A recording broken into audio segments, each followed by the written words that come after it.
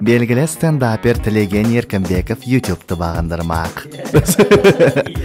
Жаңа подкаст шоуын ашқан Тілеген Еркінбековтің айтуынша бұл YouTube саласындағы жарып шығатын жоба болмақ. Ассалаумағалейкум достар.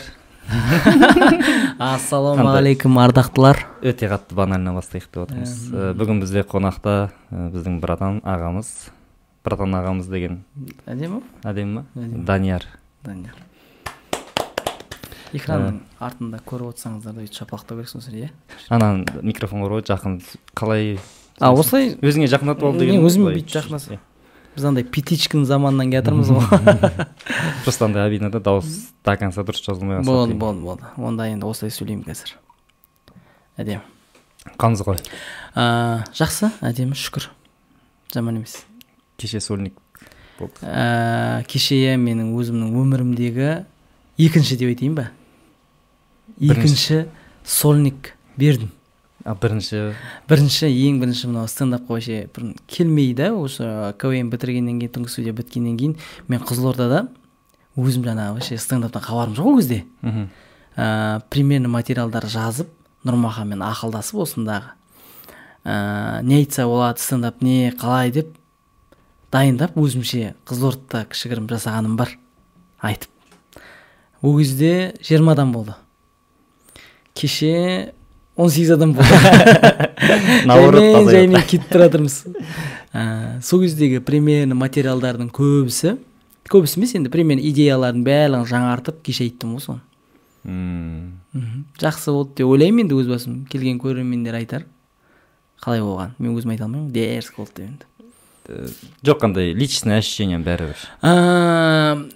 Андай болады ғой, любой нәрсе бір істеп болғаннан кейін сырттан қарасаң, может бүйту керек пе еді дейтін нәрселер болады ғой. Бірақ өзімді жақсы сезіндім, әдемі. Бірақ мен одан да күшті нәрсе жасай алам деген ойда болдым, короче. Бірақ өз басым 80% көңілімнен шықты. 80% деп ойлаймын енді. Енді андай чуть артқа оралғым келеді да. Примерно қанша жыл болды стендапқа келгеніне? 1 жыл енді болды. 1 жыл ғана болды, иә? 1 жыл болды. Просто мен андай ғой, енді сіздерді үйде жатып, андай телевизордан көремін, қатты звездасыздар, маусымашарға бір келем, андай көрем, андай күшті да. И қатты топчик болып жүресіңдер КВН-да. А потом 1 жыл болды стендапқа келдім. То есть мен андай естимін қазір, көп КВНщиктер айтады, стендапқа по идее шыққымыз келеді, но ана авторитет давить етіп тұрады ғой КВН-да, қатты топ болған, соның бәрі давить етеді, и ертең стендапта күлкілі болмай қалсаң, типа басқалай қарау мүмкін ба деген қорқыныш бар да көп КВНщикте. Соған қалай жеңдің ба, қалай келдің? Ең бірінші анау стендап мен айттым да, вообще мен сценарий жазған кезде де, біз команда болып жиналған кезде де, андай баяғыда біз ең бірінші араласып шыққан кезде де, шутка хабарлаған кезде мен просто хабарлағым келмейді да, и зрительдермен әңгіме айтқым келетін. Мен өзім сондай жақсы көрем. Осындай достар, көреміз, қалай болатынын көреміз, может былай болады шығар дейтін шуткалар сөйтіп хабарлап, зрительдің ана несін сезгім келді. Өйткені мен добивка ойнаған жоқпын командада. Бізде добивщиктер болды өз алдына. Сосын сөйтіп жасағым келді, шуткаларды босқа хабарлағым келмейді. Сосын КВН біткеннен кейін андай бір ішімде андай пайда болды, может стендапты мен көрермін дейтін нәрсе. Сосын андай нәрсе эго болады ғой, адамның өзінің бір жібергісі келмейтін бір жаңағыдай чемпионмын, жаңағыдай әңгіме ғой. Қалай болады екен стендапқа барсаң енді 0-ден бастайсың ғой по-любому. И сол нәрсе қалай болады екен, Қызылордада өзім жасап көргенім сол ғой, Қызылордада көргенім қалай болады екен вообще, бола ма, болмай ма, өтем ба, өтпейм ба деген нәрсе. Бірінші дәмін сол жерде алып алдым. Болатын сияқты, где-то деп ойладым. И сосын Алматыға келдім. Алматыға келгеннен кейін сол жігіттерді көрдім, жаңағы стендапта шығып жүрген, Ақболатпен бірге келдім. Қарайын деп, бірақ көруге келген жоқпын, бірден мен выступать етуге келдім, короче. Бірақ балалардан сұрадым да, жаңағы қалай болады, не болады, әңгімелерін сұрадым, осыны айтады да, көп КВНщиктер келіп кірмей қалды дейді ғой. И енді выступать етпейтін болып кетіп қалды көбісі дейді да. И содан кейін ойлап қойдым, енді маған енді терять нечего дедім, короче. Либо шықтым, либо шыққан жоқпын, короче. Либо шығам, либо шықпаймын деген сияқты. Шығып көрдім, бірінші выступлениеден кейін барып өз өзімді бастым ғой, оказывается болады екен деген сияқты. Бірақ ішіндегі КВНщикті өлтіру керек та бірінші. Вообще мына жаққа келатқан кезде, мына жаққа келатқан кезде өзіңді нөлден бастайын деп жатырмын деген нәрсеге дайын болып келу керек та.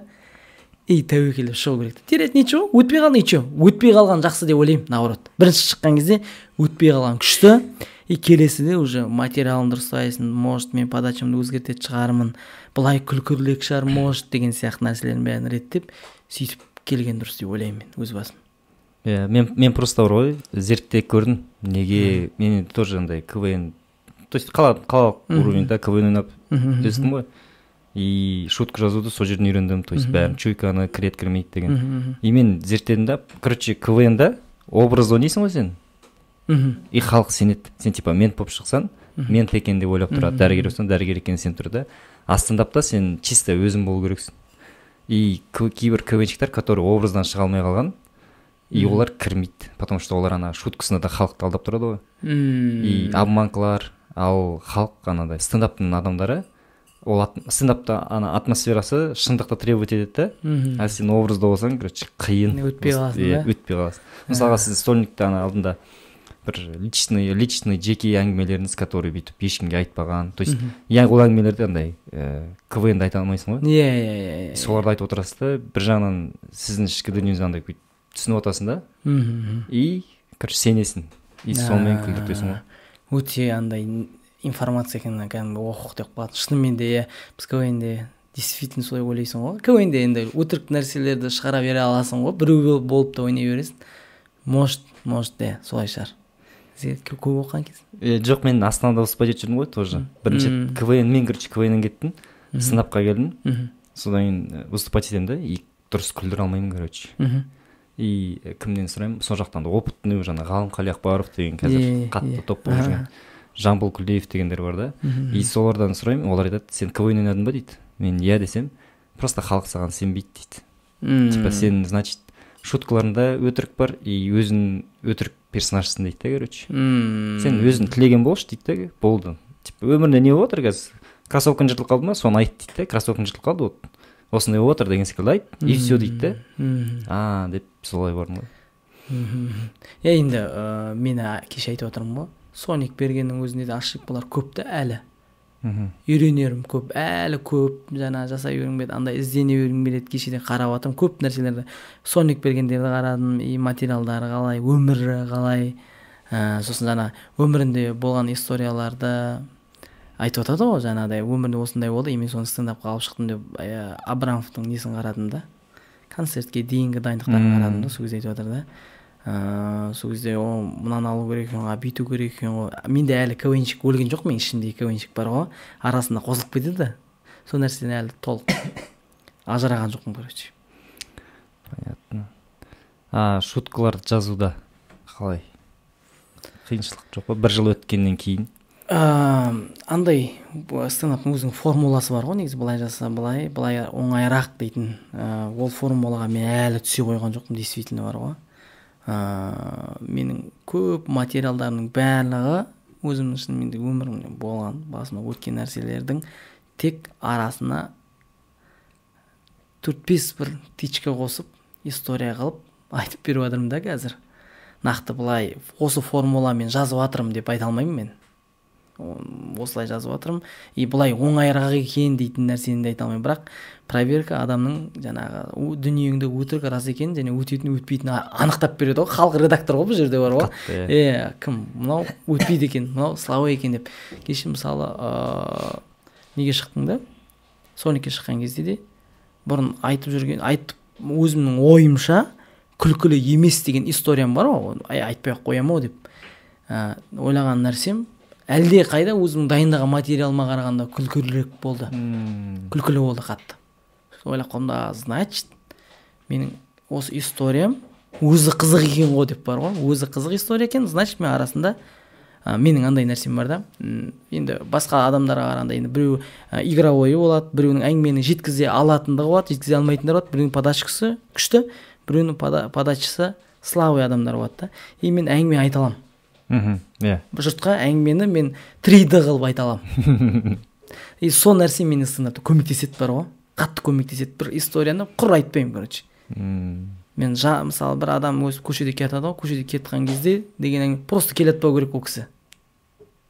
Просто сен ұрғандай қараймын ғой, абсурд бар ғой, миға сыймайтын әзілдер айтасың да. Но сен андай өміріндегі историяны бастайсың, но ішіне андай миға сыймайтын примерлармен сонымен қатты күлдіртесің да.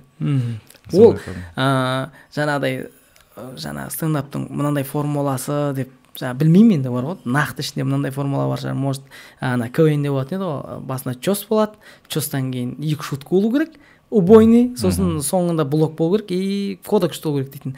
Бұл жаңағы ненің де стендаптың да өзінің бір формуласын таба алмайдым әлі, бар ғой, может былай жазуға, былай жазуға, бірақ пока бүйтіп кетіппіз. Күшті. Әңгімеге жауап бере алдым ма, жауап бере алмай білмеймін. Жоқ, ол нормально. То есть мынандай ғой, мен жауап алып отқан жоқ, просто ой ғана сұрап отырмын. Может, қате ол ой дұрыс, может, мен білмеймін да. Может. Мен енді ертең әлі бір 4-5 жыл выступать ететін болсам, қазіргі айтып отқан әңгімелерімне өзім қарсы шығады. Однозначно. Иә, по-любому, иә. Бізде кеше андай прикольный оқиға болды. Біз Аманжан екеуміз желтоқсан бар ғой, стендап, сол жақтан шықтық та, сосын бір жерге бардық, андай 5-6 бар тұратын жер бар ғой, Назарбаеван бойында, сол жерде жүрдік та, и бір заведениеға кірдік, и адамдар билеп жатыр ішінде, сырт жақта, біз Аманжан екеуміз сырт жақта тұрдық. Сырт жақта тұрған кезде бір орыспен төбелес басталып кетті.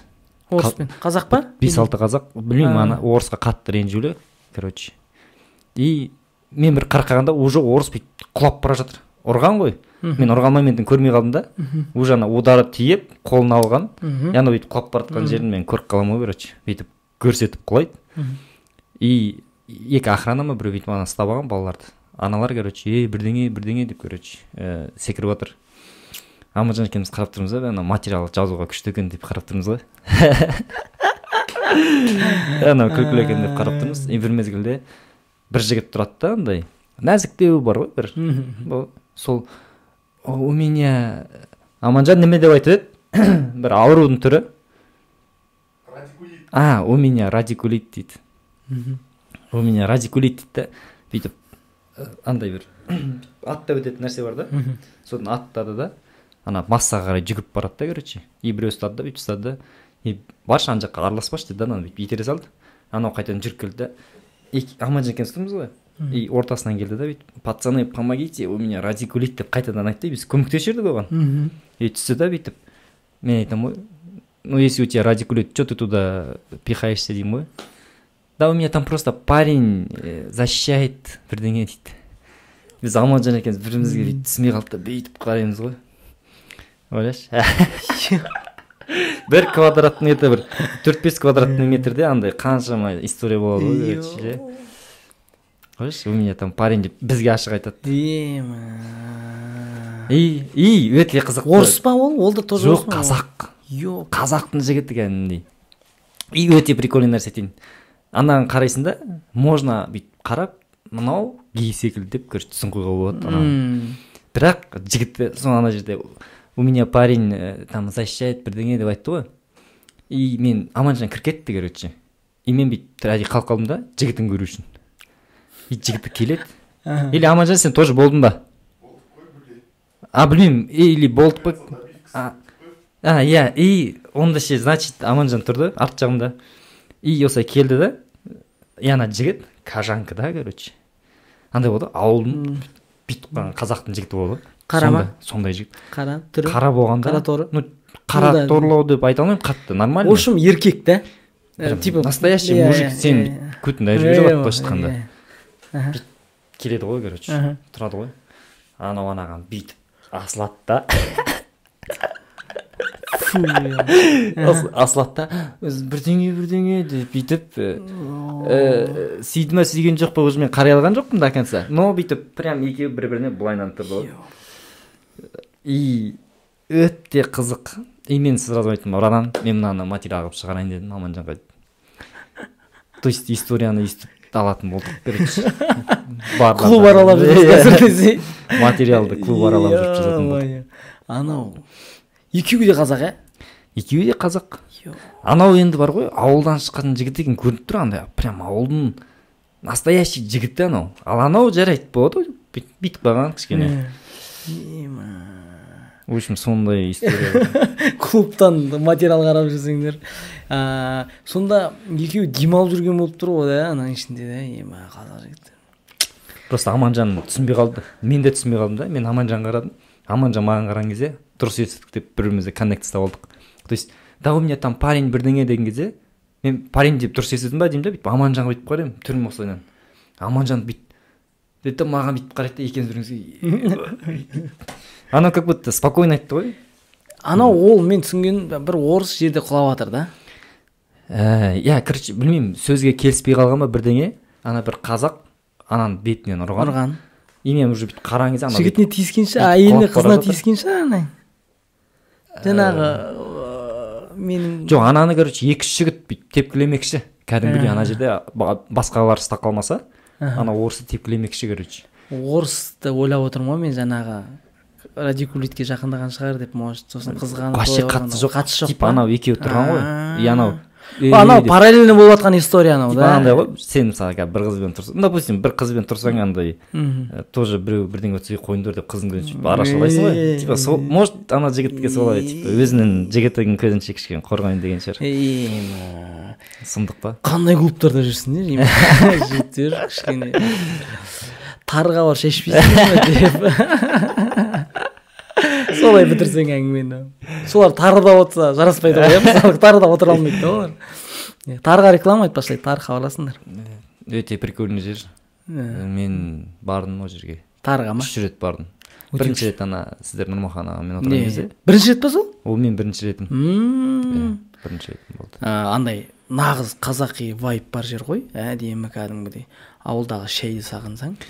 Бірақ мен қатты қарным ашқанда мен тойдыра алмайды, короче. Соны мен чуть-чуть. То есть ана жерге андай перекусить үшін бармасам. Ол кофейня деп айтып тұр ғой өзі аты. Сол ғой андай. Сосын егер тамақты тойып жегің келсе, соның ағасы бар. Сандық деген, соның сол жерге барып тойып жейтін шығарсың. Мына жерде тек жаңа шай. Или анандай тез кіріп базиликқа тез жейсің да, асықпай ана жерге отырышың барасың. Андай кешкісін кездесіп бір әңгіме соғып отырмадық па дейтін жері ғой.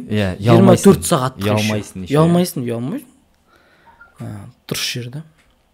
Шайлар ұнады маған қатты. Қатты реклама болып тары шай. Қиясыңдар да, саласыңдар тиктокқа. Айналады ол. Сондай өшім. Сондай. Алматы, мен жалпы вообще ана басында Алматы ұнамайды ғой маған. Вообще жалпы да. Мен Астанада бәлен жыл жүрдім да, мен КВН ойнағаннан кейін, оған шейін Ақтөбеде оқыдым. Ақтөбеден кейін Астанаға кетіп қалдым да, КВН ойнап бітіргеннен кейін. Жүріп жатырмын. Ақтөбеден КВН ойнадым, местныйда сол Ақтөбеде оқыдым. Содан кейін Астанаға чемпион болдық, Астанада қалып қойдық қой КВНнен кейін. Содан кейін Астана қатты ұнап қалған ғой маған. Алматыға келгім келмейді, короче. Жалаң жоқ. Алматыда болған демейді, қыдырып жүріп көрген жоқсыз ба или? Жүріп көрдім, 1-2 рет келгем, былай, короче, сөйтіп жүрдім. Балаларға келіп кетем, сөйтіп жүрдім. Ұнамайды маған, кетіп қалғым келеді, тез кетіп қалғым келеді Алматыдан. Осы да кәдімгідей Астанада жұмыс жоқ. Астана дейтін таза 8 сағаттық жұмыс жасайтын қала ғой негізі бар. Творчествода. Ол жақта енді телевидение анау бар шығар, енді бүткіл телеканалдың несі сол жақта орналасқан ғой. Бірақ жаңағы творчествоның қаласы емес. Однозначно ғой ол. Сосын Алматыға келдім да, жаңағы стендап, жаңағыдай жастардың әлемі осы жақта ғой. Сол өмірге жайлап, кішкене қалыптаса бастағаннан кейін Алматы жайлап ұнап кетір. Жайлап. Әлің кейін сонда андай бар ма, моменттер ұнамай қалады? Ұнамай қалатын нелер бар. Менде қалай болды? Мен Семейден Астанаға көшіп бардым бірінші. Бір жыл Астанада тұрдым. Сол жақтан стендаппен айналысып бастап, орысша бастап. Бір жыл жүрдім да, Шымкенттікілер, Қызылордандікілер достарым. Андай жұмыс істедім бір жерде, сон коллега көп болып кетті да. Өзім ана сөздерін соңына шіштіп қосып сөйлеп кеттім, короче, сондай бір андай. Басында приколстап жүрдім да, қалжыңдап. Өзім сөйтіп уже андай контролировать ете алмай қалдым да. Олар андай Алматыны қатты мақтайды да. Бірақ өздері Астанада жүреді, короче. бәрі брат саған Алматыға бару керек дейді да. Мен айтамын өзім неге бармайсың, скоро барамын дейді да. Жүре береді, короче, бармайды сол күйі. Ну ладно дедім да, 1 жылдан кейін Алматыға келдім. Оған дейін 1-2 рет жай 4-5 күнге келіп кетіп жүрдім да, и вообще ұнамайтын. Кеш келдім, вообще басқа қырынан ашылды ғой Алматы. Мен қазір Алматыны қатты жақсы көремін да. Астанаға жалаң жоқ дейсің. Астанаға жоқ. Үй берсе болады дейші. Үйлері арзан ғой, мысалы мен қазір қиналмай Астанаға көшіп кетіп үй алып, например, тұруға болатындай жағдай болады да мысалға. Бірақ тұрғым келмейді, короче, Астанада. Иә, может енді. Менде сондай. Просто мен, например, достарым бар, Алматыдан, который неше түрлі жерден видеолар салады, стористар. Астанадағы достарым 2 жерден салады. Біреу караокеде отырғандары, біреу жай серуенде жүрген. Болды басқа. Астанада еще артындағы фондан сразу Астана екенін білесің ғой. Астанада жүр мынау деп. Қазір былай кім ретінде көп таниды? Менде қазір КВНнен кейін сериал кішігірім Инстаграмға түсіріп бастадым ғой. Содан кейін біз сериал болды, өтіп кеткен шығар деп ойлаймын жастарға. Өтіп кетті, жыртып кетті деп айта алмаймын. Жалпы жастарға танытты, короче, мені. Сериалда мен жәнети деп кішігірім Инстаграмда өзімше құр жатып қалмайын дейтін оймен түсіріліп жасалған дүние өтіп кетті. Содан кейін сол сериалды әлі айтады ғой халық. Көбінесе соны айтады маған. Қанша просмотр онда? Бірінші біз Инстаграмнан бастадық қой. Инстаграмда 500 мыңға шейін барды. 600 мың, 500 мың. Өте кайф қой онда. Сол кезде 600 мыңға шейін барды. Сосын YouTube дейтін нәрсені үйрендім. YouTube-ға жұмыс жасау керек қой дейтін. Сосын сәл бір 10 минут қылып YouTube-ға жасап бастадым. Монетизация жасап. Сөйткенім бар.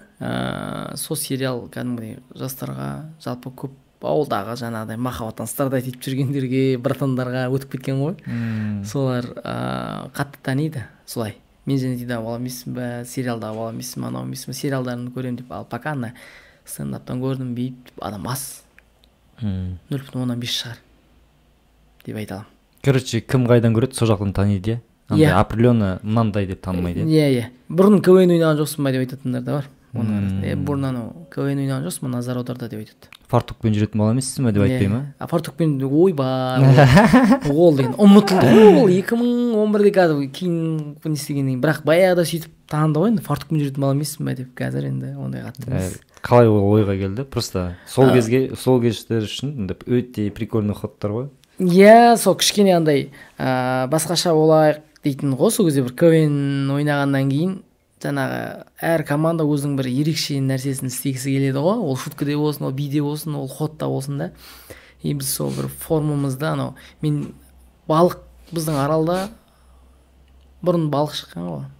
Енді теңіздің кезінде, қазір де бар ғой балық, бірақ енді теңіздің кезінде балық өте көп болады да. И менің киіп жүрген киімім сол балықты тазалайтын адамның киімі. Мына жерінде көк несі болды, оны алып тастадым. И фартук болды. Балықтың сыртын ашып тұратын адамдардың киім формасы сол. Көк теңіз болсын дедік. Ақ аспан типа солай бір кішігірім қудыртқан түріміз.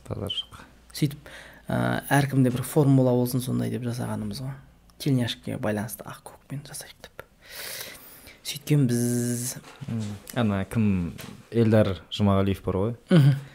Сол енді айтады да, мен қанша жыл КВН-де жүрмін дейді да. Бірақ алдында біреу көріп қалды да. Тиктокер деп айтты дейді, короче. Тиктокер. Короче, андай молодой поколение, более жас поколение, короче. КВН-да қандай заслугаларын көрмеген ғой. Типа ойнағанын еткенде, редактор екенін білмейді.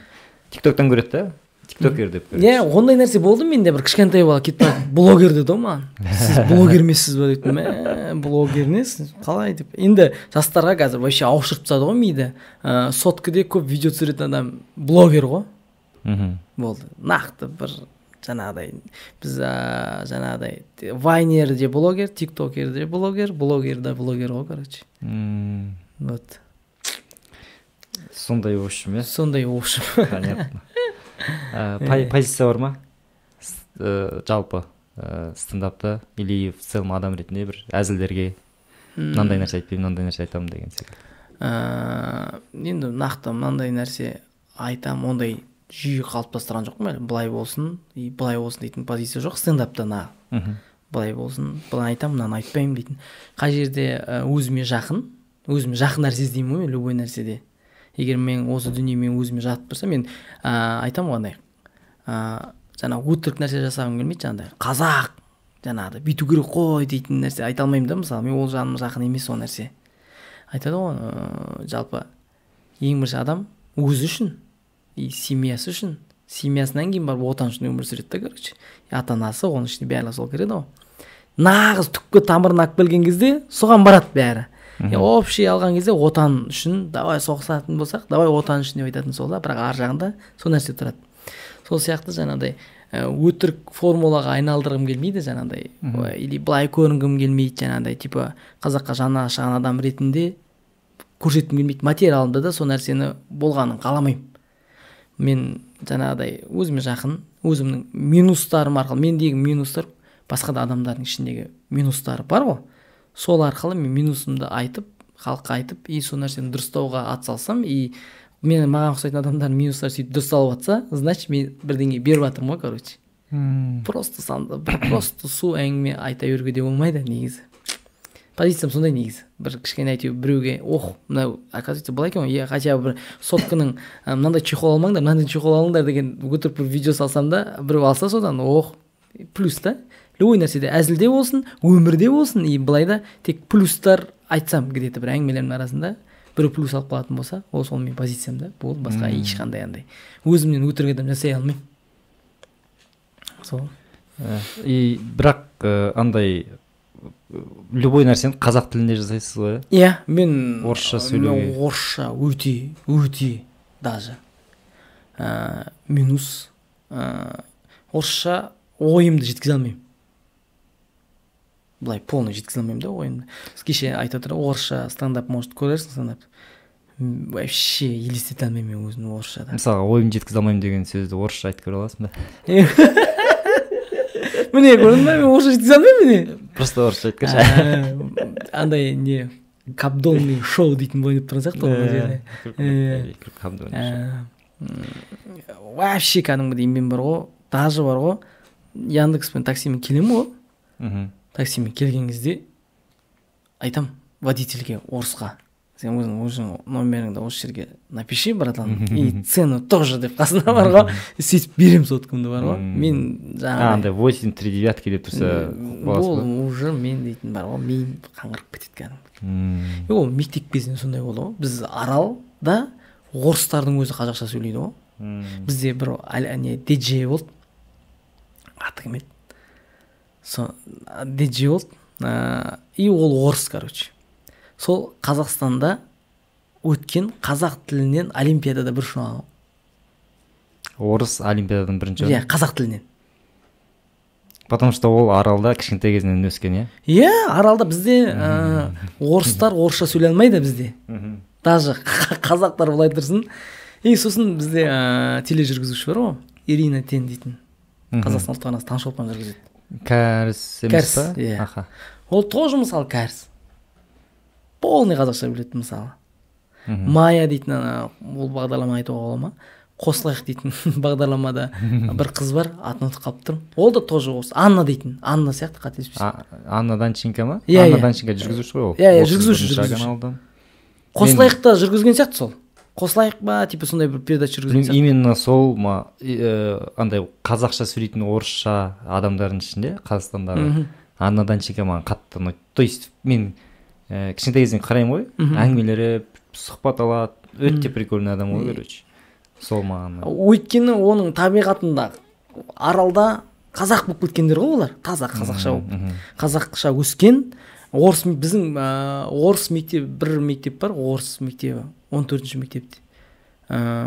Сол жерде тек чисто орысша сабақ беріледі, и бәрі орысша өтеді да. Біздің айтпақша команда ғалым сол орыс мектептінде оқыған. Бірақ орысша білмейді өзі. Орысша нөл кәдімгі. Андай қазақша сөйлеген күлкілі, жай в целом орысша қалай болды екен? Орысша авария. Мектепте. Андай болды ғой, оқысаң да оқисың, оқымасаң да оқисың, мен сөйтіп оқығандар қазір енді. Бірақ андайда орыс мектебінде оқығандар ойын толық жеткізе алады. жанагыдай орысша өскен оларда мектеп кезінен тәрбие андай болады да, типа ойыңды ашық айту керек, ешкімнен ұялмау керек дейтін нәрсе бар ғой. Бізде андай қой құрсын ұят болар деп өстік қой біз. Мектеп тоже біз андай, біз 71-ші мектепте оқыдым, бір этажда, типа сарай сияқты, короче. Ыбырай Алтынсарин ашқан мектебі сияқты бар ғой, көне кәдімгідей. Бірінші мектеп сол десе де сенесің бар ғой. И сол кісі соның мектебінде, біз мектепте 71-де оқыдық, и 14-ші мектепте андай не болатын, солардың 14-ші мектепте оқитын оқушылардың постоянно жаңағы олимпиадада болсын, қандай жарыста болсын, жаңа білім жобасы бірдемеде кәдімгі солар алдыңғы қатарды бермейтін ғой. Өйткені кәдімгі жұлып тұрады да, и шустрый олар. Сондай біз жаңа ұялып бүйтіп тұрған кезде солар жұлып кететін ғой. Бірақ орыс тілінен жаңағы аралды жайды айтып отырмыз ғой, неге мен орысша білмеймін, неге жаңағы біздің ауылдағы жалпы қазақ тілінің қатты дамығандығы туралы айтқым келіп тұр ғой. Бізде орысша жүрмейді көп жерде. 14-ші мектептің өзі шала орысша где-то білетін шығар енді. 100% біліп шығу қиын сияқты мен ойымша. Білмеймін, мысалға бізде Семей жақта орысша сөйлейтіндер бар ғой. То есть Өскемен 200 километр Семейдің жанында. Облыс орталығы болған, қазір бөлек. Білемін ғой. Қазір Семей абай болса. Иә. И ол жақта көбіне орысша болатын. Ал Семейде более қазақтанған, но қазақтар, которые орысша сөйлейтін, қазақша да сөйлейді, и орысша да прикольно сөйлей беретіндер бар. А мен бала кезімнен, короче, андай сөйлеп көремін да, тырысам. Орысша сөйлеуге, без акцента. Бірақ мен қанша жыл орысша сөйлесем да, акцентпен иногда ойымды жеткізе алмай қалуым мүмкін, короче, сондай. Еще мен көтіме қарамай ағылшынша үйренем ғой.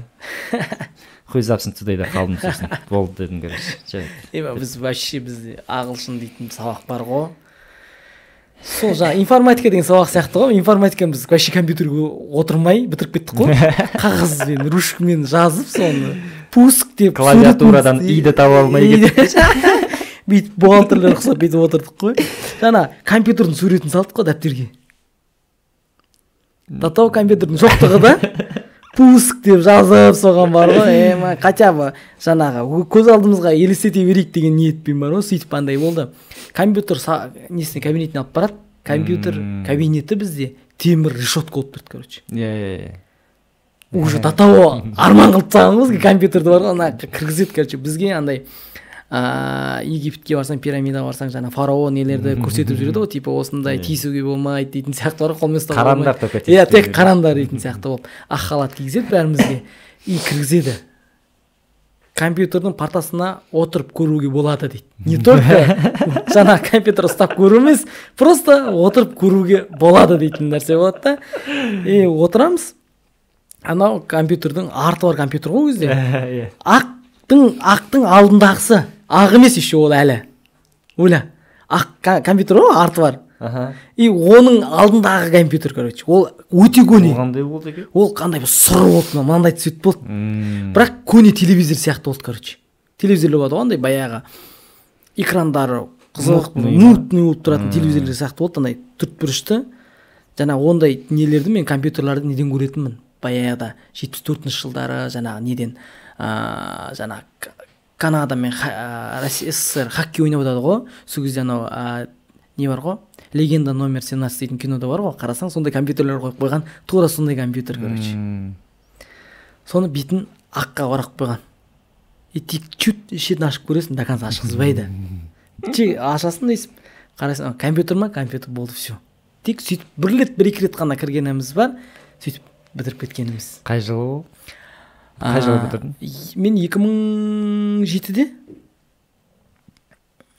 бітірдім. Ойлашы, 5 жылдан кейін бітірген ғой мен. И 5 жылдан кейін де андай болған ғой. То есть бізде де солай болды ғой. Темір решетка тұрады. Кіресің, тискізбейді. Арасында бір береді, Microsoft Office-ті ашады да, теріп үйреніңдер дейді. 5-6 бала, ионы іздеп отырамыз ғой. Ио қайда, ио. Мұнан бас көрші, бас бол, басқа.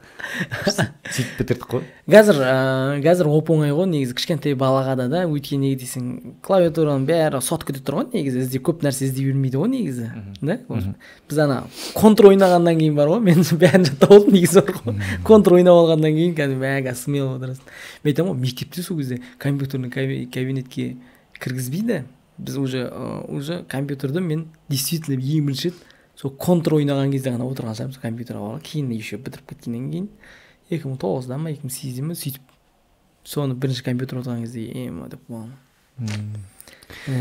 Да, прикольный кездер. Прикол өте.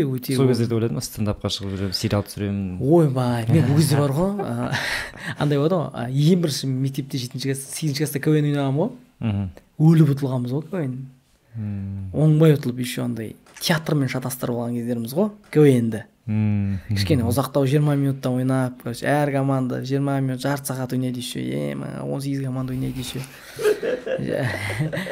КВН-дің ол кезде КТК, көңілді тапқырлар клубы. Өте нашар. Маған да добилось КТК ойнау.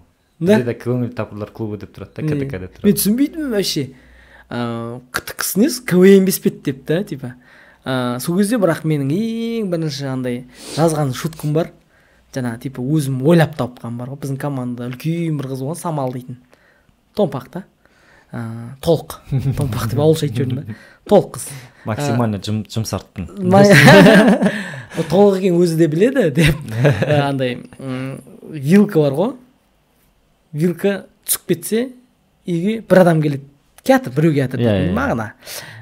И сосын тұрамын да вилканы тастап жүреміз. И бір әдемі қыз келеді да. Типа театрда привет жігіттер деп өтіп кетеді. Типа шуткам ғой бірінші. И сосын вилка түскен кезде мынандай қыз келіп тұр. Давай қазан лақтырайық дейміз ғой. Может бір күшті қыз келеді шығар, одан сайын әдемі деп қазан лақтырған кезде жаңа толық шығып кетеді ғой, короче. Сондай шутканы бірінші ойлап тапқаным бар. Ең бірінші шуткан сол ма? Ең бірінші андай ойлап тапқан әзілім. Еще ол залға қатты кірді. Бірақ қалғандардың бәрі плагиат. Бәрі плагиат ойнаймыз, короче. Біз плагиатты ғалымдармен жарысып жүрдік қой, біздің команда ғалыммен. Бәріміз әрқайсымыз әртүрлі мектепте оқыдық, короче. Сол кезден бастап қарсылас ғой ғалым маған. Біз жастар дейтін команда болдық. Команда андай креатив қой. Жас дейді да, стар ағылшынша. Бірақ стардың не екенін осыған шейін білмей келіппін мен, бар ғой, серьезно айтайын. Натуре ма? Иә, супер стардан кейін барып түсіндім ғой мен. Ойбай. Сөйтіп жас стар дейтін командамен шыққанымыз бар. Формамыз ақ көйлек, қара мынандай не? Безрукавка. И джинсы бар астымызда. Көк мынандай типичный сондай. Иә. Сондай көк мынандай мектеп бітірген кезде өксінде какие-то лента тағып алдық та. Жас стар деп соған жазып алдық, короче. Сонымен шықтық та полный 20 минут ойнаймыз ғой. 20 минут ойнаймыз анарада. Не айтып жатырық білмеймін. Ойнап жатырық. Содан кейін ойнап болып Поклонбет кетіп баратсақ, біздің артымызда жаңа ғалым командасымен отыр да, жаңа біз ойнаған шуткалар сызып отыр, короче, бар ғой. Оказывается, олар да жазуға келген ғой. Плагиаттарды сызып шуткамен бара шықты ғой ғалымдар сол кезде. Андай бізде мектептердің жаңа командалардың ол кезде андай мына команда, қай команданың жанкүйері көп, сол ұтып кетеді ғой. Еще андай тур болатын. Андай өзінің буклеті болу керек команданың. Буклет ол команданың фотолары. Типа, болды ма сендерде болған жоқ па? Мынандай буклет дейтін болды, бүйтіп, сосын ол былай ашылады. И аналарда команданың фотолары болу керек, короче, бар ғой. Соны жинап әкелді. Оған отдельно баға береді, короче. Оған кім көреді? Қалай көреді? Жюрилер көреді. Тек қана жюрилер көреді. Жюрилер көреді да бүйтіп. Буклеттер жақсы екен дейді ғой, короче. Буклетке баға беріңіз деп, ана жүргізуші баға береді. Сол кезде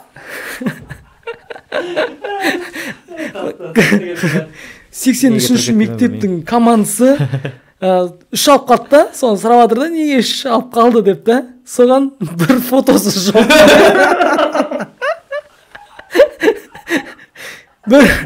Бір фотосы жоқ, мына команданыкі, қалғандарынікі 10 болып тұр, оныкі 8 фото болып қалды ма, сондай болып. ұтылып қалдым сол кезде есімде қатты. Біз андай бізде әлі КВН андай қатты дамымаған ғой енді ол кезде. Шарттарын да дұрыс білмейді да. Біз андай болатын, бізде Төребек дейтін команданың капитаны сол ғой бірінші КВН-ді алып келген біздің ауылға. Мектепте жаңағыдай бардақ КВН-дер бола береді. Бірақ нағыз КВН мына осындай болу керек деген сияқты да. Алып келді. Типа осылай ойнау керек КВН-де деген сияқты. И бізде андай пайда болды. Дом культура ұйымдастыратын КВН бар. И біздің ұйымдастыратын КВН бар. Мынау дұрыс КВН. Мынау жаңағыдай буклет дейтін КВН, короче. И мына жақтың КВН-де ойнағандар, командалар, мына неде ойналмайды. Неге? Өйткені біздікілерге рұқсат бермейді, короче. Ана енді өз алдына билет сатып, ақша не істеп жатыр ғой. Сондықтан болмайды, короче, ойнауға. И мына жақтың ұйымдастырған КВН-де барып отырмыз да. И фанфар ойнайды да. Ортаны ашқан кезде қандай сәукелесі бар, кәжеге киіп алған апа, үлкен дүмкүлтүрі дәстүрлі әнші, қолында несі бар, сонымен шығып келе жатыр, короче, сәукелесімен, несімен да, фанфармен. Хабарладым осындай КВН-імізді бастаймыз деді, ана жерге тұрды. И тұрды, жаңағыдай өздерінің сәлемдесуі дейді, сәлемдесу деді. Ал енді өздерінің биатлондарымен деп әр команда жеке шығарып оқытса да биатлонды. Ең бардак өте нашар КВН болды сол же жаңа биатлон отдельно, еще биатлонға кәдімгідей бағалар көтерді, короче, ана биатлон күшті, мына биатлон күшті деген сияқты. Сондай болатын. Кейін КВН біз ойнадық, 2011-де чемпион болдық па, соған шейін жетті батал КВН, содан кейін қайттан. Сондай екен мен бір зерттегенім, қай жерден бір команда ойлаймын ғой енді. Мысалы, Құлсардан чемпион шықты, шағын ауылдардан шығады, мысалы, Аягөзден чемпион шықты. Енді ол қайттан сол жерден қайттан чемпион шығады ау дейтін нәрсе қиын екен, по-любому. Бір университеттен шығады шығар енді 2-3 чемпионда, бір ана ауылдық жерлерден бір қаладан шыққан чемпиондардан кейін қиын екен, по-любому. Немене? Жаңа қазақша теманы қайдан айналып келген тұр. Короче, анандай нәрсе ғой. Мен жақында, короче, андай бір әңгімесі қалдым. Нұрмахан білесіз ғой? Айтады ғой, типа қазақша контент көтеру керек деп. Мен, короче, бір блог түсіріп бастап, істеп көрген кездерім болды да. И мен, короче, андай тілімді сындырып, орысша сөйлеп түсіріп жүрем ғой.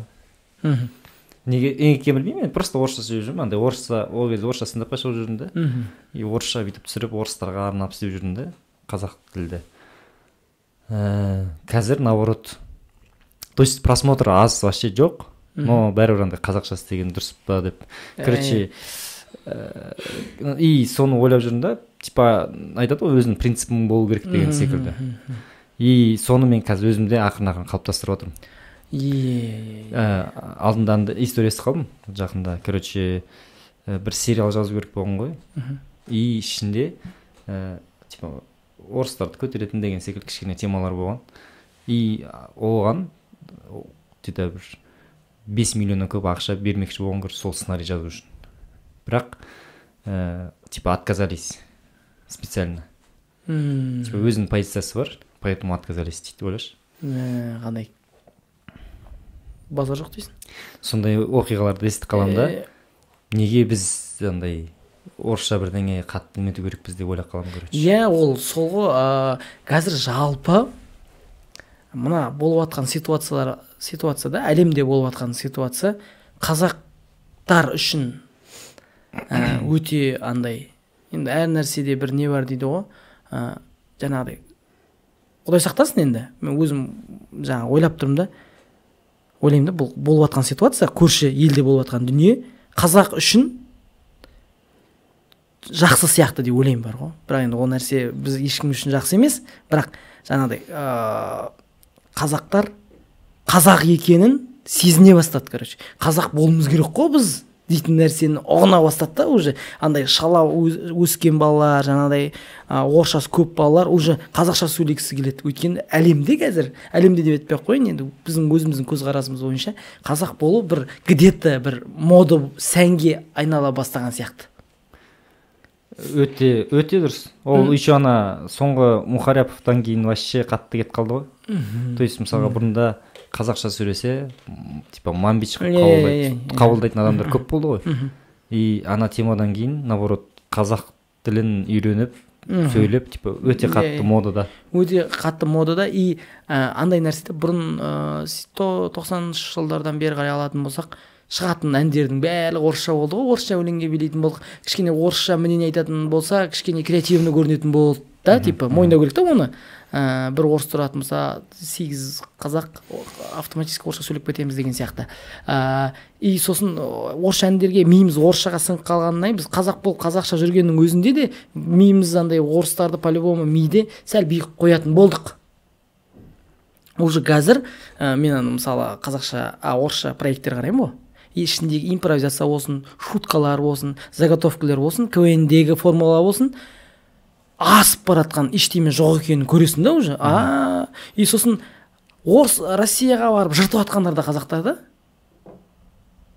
Бәрін қарасаң қазақша ән, қазақтар не істесе де орыстарға креативный көріне бастады да қазір. Иә. Сосын и олар да ойлады да, и андай сұхбаттар бар ғой, почему казахи крутые деп айтады да, мысалы. И уже олар бізді сәл миларында сәл биік қоя бастады уже. Сосын біз ана нәрселер айтқаннан кейін қазақпыз ғой уже дейді да. И сол формулаға келатырмыз да, жайлап мысалы. Не істесең де қазақша істей беру керек та. Қазір креативный жастар өте көп қой. Данный момент өте көп креативный жастар.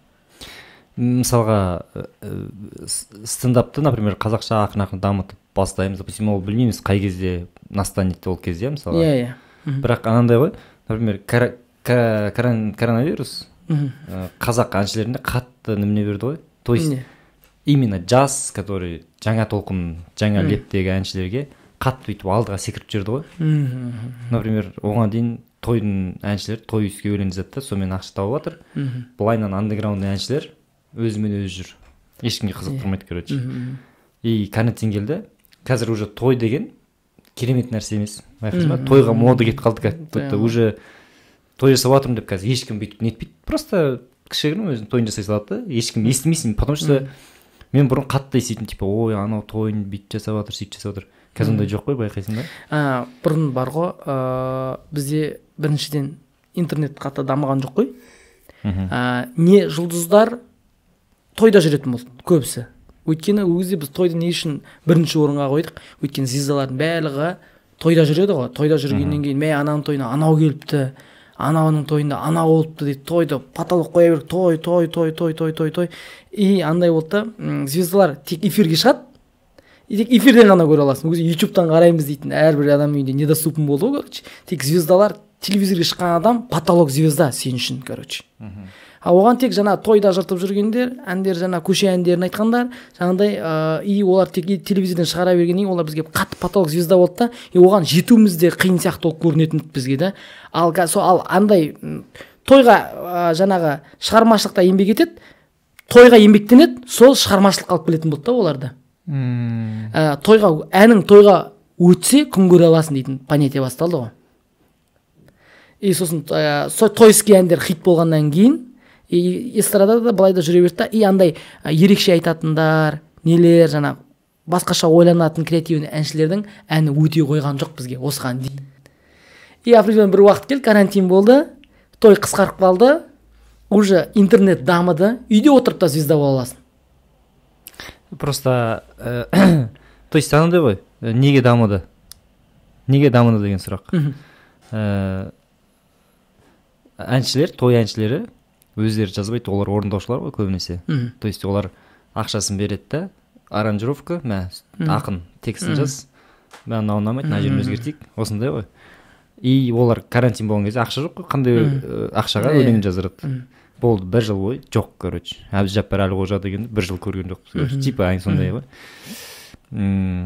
Ал өздері жазатындар үйде гитарамен тың дейді, так мынандай сөз қоямын, жазады, өзі алады, оған ештеңе керегі жоқ, барды бір жерге тез запись жаздыра салды. И сөйтіп, короче, қатты дамып кетті. Сол кездерде ғой еңлік бәрі шыққан кездер. Ең қатты. Блогерлардың да бір саты алдыға кетіп қалғаны. Карантинде блогерларды қатты звезда қылып жүрді ғой, карантин. Сосын көп әншілер вайн түсіріп бастап кетті. Не істейміз деді да, уже тиктокта би не істесе түсінбей қалды да. И мен анандай түсінгенім, жаңағыдай жаңа үйде отырып жаман гитарамен де хит болып кетіп жатқандар бар ғой. отырып алып та типа нағыз творчество болса, нағыз өлең, өнер, жаңағы өнер жақсы көретін, өнерді түсінетін и басқаша ойлана алатын адамға бір гитарада жетеді екенін дәлелдеп тастады да карантин. И все болды. Сол ғой. Мен мысалы қазір менің денім сау деген топ бар. Менің денім сау? Иә. Новый топ па? Новый топ болғанда относительно уже бір өте көп жыл болды жүргендермен. Бірақ өлеңдері прикольно, маған ұнайды. Тыңдап жүрмін да. 848 просмотр. Үкілмай деген өлеңді күшті аранжировкамен әдемі қылып ютубқа салған. 848 просмотр тұр ғой. Бір видеодан көріп қалдым да, просто жаңа кіріп қарадым. Ол официальный источник болмауы мүмкін, ол басқа біреу может быть кесіп салды, может. Но 848 просмотр деген өте біртүрлі секілді. Мен подкасттың 500 просмотр ғой. Бұл мен бір түсінгенім бар ғой, қазір TikTok өте қатты күш қой негізі. Көбінесе неге? Әнге байланысты да. Сенің әнің өтіп кету үшін жаңағыдай білмейсің да, қандай ән қалай өтіп кететінін білмейсің. Қазір әндерді жылдамдатып жүреді да, салып жүреді ғой. И сол әнді бәрі іздеп кетеді, и ол қатты популярный болып кетеді. Сыбырлайын деген соңғы. Сыбырлайын. Иә. Сосын жаңағы TikTok-тың жаңа YouTube-тағы просмотрыңды айналдыру үшін, значит, біз ең бірінші бұрын Instagram-ға салатын едік қой, свайп қылып салып жіберіп. Керегі жоқ. Қазір сен, в общем, тиктокерлермен и тиктоктағы жаңа не жүргізетіндермен тығыз байланыста болуың керек сияқты, и все болды. Әндеріңді де соған лақтыра аласың, подкастың болса қиып те соған лақтыра аласың. Менің сериалымда бағасына салған кезде сен тиктокта жүріп жатыр екен ғой дейді да маған. И қарасам лям просмотр жинаған бір неде. Нарезкалар ма? Иә, нарезкалар. И сол арқылы маған подписчиктер келіп жатыр. Қаралып жатыр. Мен айттым, анау сала берсін. Жасай берсін. Ол зато мен пиармен айналысып жатыр, короче. Сондықтан да мен ойлаймын ғой, жаңа 800 бірдеңе просмотр не деп жатыр ғой, жаңа тиктокпен тығыз байланыста болу керек деп ойлаймын. Мысалы нарезка ма қида тиктокқа бір өлең или осындай подкастта қызықты әңгіме тиктокқа, сол тиктокта қалай жұмыс істейсің, сонымен ютубың тығыз байланыста болса, оның екеуінің де просмотр айнала беретін сияқты, мен ойымша.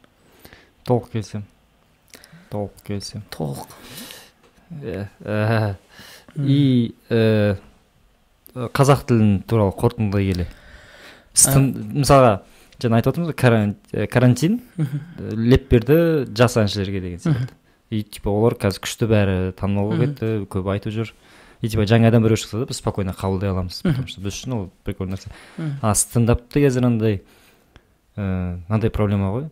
Егер сен блогер танымал болмасаң, сені ешкім көрмейді, ешкім келмейді саған. То есть мысалға қазір мен сольник деп бірдеңе деп қойып шықсам, андай көрейік қандай бала екен деп келмейді. Анандай танымаймын ғой, нахрен деп келмейді, короче. И осыдан андай, и парадокс в том, что олар келмегесін мен дамымаймын. Ал олар келу үшін мен дамуым керек. То есть осындай моментті қалай жеңуге болады, қалай ойлайсың? Андай нәрсе ғой, баяда ойнадық қой, баянда бәрімізде мысалы КВН мен салыстыра беремін бар ғой, КВН ойнағасын ба. Жарты өмірдің сол ғой. Мысалы аралас болып шықтық. Ешкім танымайды, білмейді сені. Сен концерт қойсаң ешкім келмейді. Кім ол? Дейді мысалы. И сосын оны барасында Аньяққа бар ойнайсың, Ақтөбеге бар ойнайсың, Қызылордаға бар ойнайсың. Ойнай бересің, тоқтамайсың тек. Бұл да солай да, шықтың. И өзіңнің даму жолыңда тоқтамау керек. Болды. Мысалы, қазақ контентке жұмыс жасаймын деген мақсатың сол ма? Типа, мысалы, енді өзіңді болашақта жақсы бір республика сарайын толтыратындай комик болғың келсе, енді мен олар осындай болсын деймін, просто мен өзімнің ойыммен айтып жатырмын да. КВН команда сияқты жаңағыдай, Аньяққа бар, Мияққа бар, ойнадың. Бірақ біз танымайды ғой, бізді бүйтпейді ғой деп қалып қойсақ, қалай береміз? Соникті беру үшін де жаңағыдай Аньяқтан бір көріндің, Аньяққа жаңағыдай біз не деміз ғой, мықты спортсмен, спорт залдан шықпайтын спортсмен дейді ғой.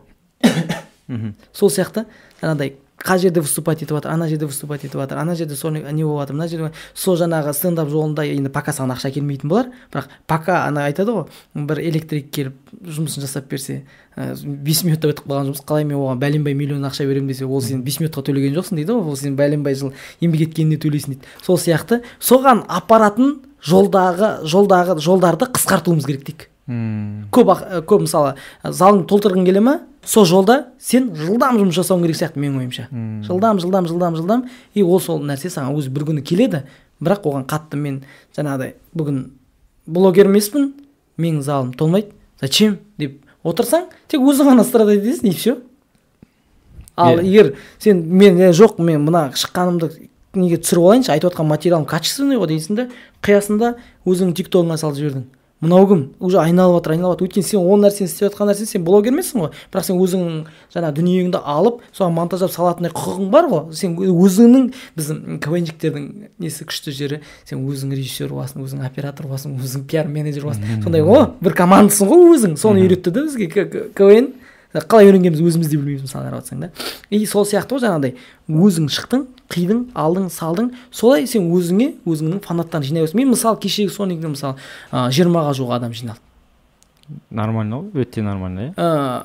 Мысалы 30 көрермендік залға 20 адам нормально, ал ертең сен мысалы 3000 адамдық залға концерт беретін болдың мысалы. 14 адам келіп отырса деген сияқты ғой. Ал сен оған немеш сен ана 3000 адамға еңбек ету үшін сол 30 залды толтырасың бірінші, сосын 100 залды толтырасың, сосын кете бересің да жайлап. Тек жаңағы соған қай қалып бара жатқанын біліп тұрсың ғой сен болашақ өзің не болғаныңды біліп тұрсың ғой, бәрін по факту біліп тұрсың да.